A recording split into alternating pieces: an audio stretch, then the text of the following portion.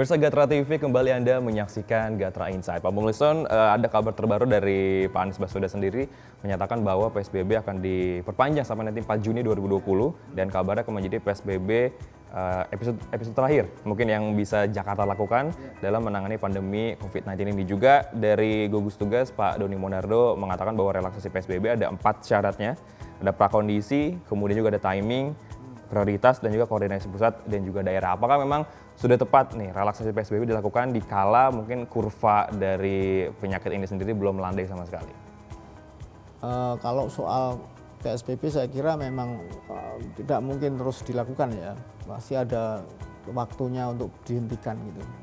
Tapi yang jelas kalau kita nilai PSBB sekarang ini kan memang kurang penegakan hukumnya.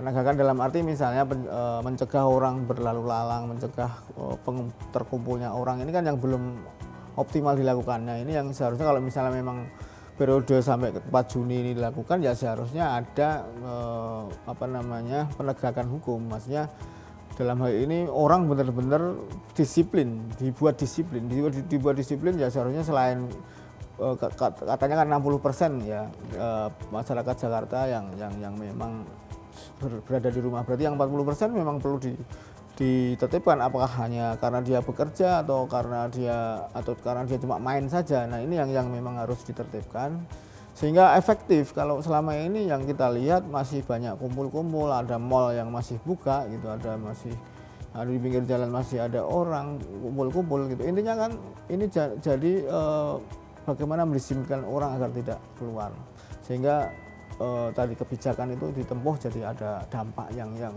optimal. Itu yang sebenarnya diperlukan. Mau PSBB atau enggak PSBB, kalau misalnya memang semua orang mematuhi peraturan atau mungkin prosedur kesehatan yang ada gitu.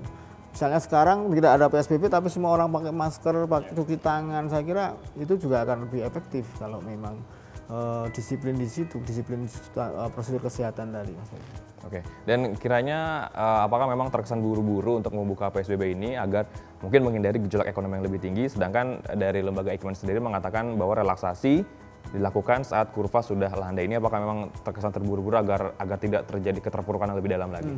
Pastinya kalau dari sisi ekonomi ya, karena perekonomian sudah sangat kritis gitu ya.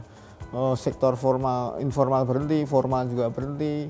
Kita tunggu waktu aja sebenarnya. Kalau misalnya di sektor perbankan juga kabarnya juga sudah mulai terdampak, karena misalnya dari sisi sekarang multi finance, saya kemarin habis ngobrol-ngobrol dengan beberapa pelaku sektor ini, misalnya penjualan mobil, penjualan kendaraan bermotor atau mungkin bisnis leasing gitu ya, itu menurun hampir lebih dari 50%. Ini bisa dibayangkan bahwa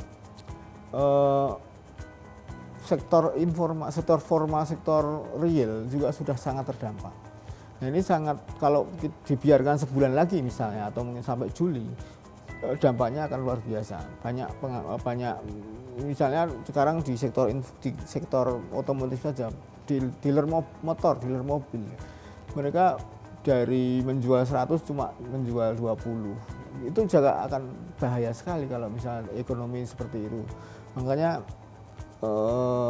pemerintah mungkin punya pikiran yang lebih luas gitu ya. Mungkin pertimbangannya tidak, karena memang nggak mungkin ditutup terus gitu ya. Kalau ditutup terus ya dampaknya lebih banyak.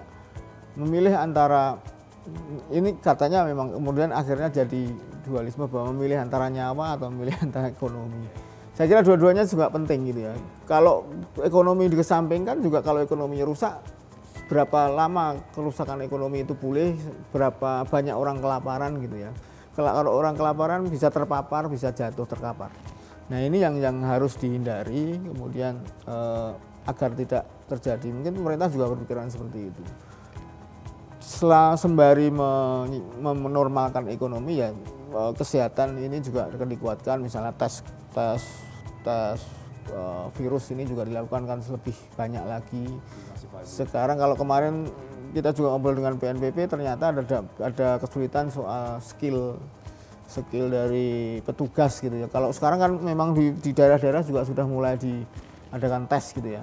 Tapi ternyata kendalanya memang tidak semua orang bisa melakukan. Nah ini padahal sementara alat tesnya siap. Nah ini kendala-kendala ini juga ternyata juga di daerah juga sangat membuat jumlah tes corona ini kurang optimal.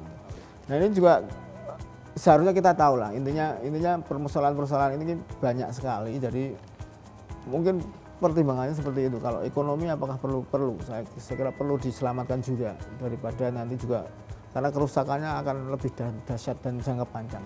Oke.